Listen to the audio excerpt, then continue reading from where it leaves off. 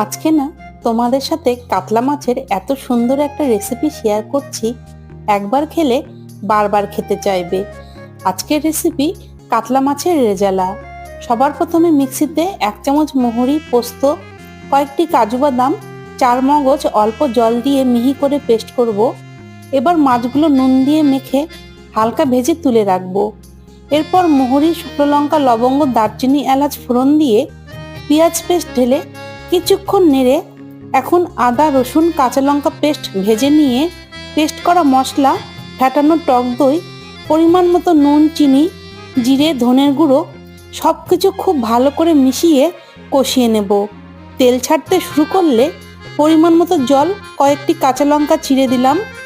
এবার ভাজা মাছ দিয়ে কিছুক্ষণ ফুটিয়ে ঘি আর গরম মশলা ছড়িয়ে দিলেই কাতলা মাছের রেজালা একদম তৈরি। টাটা।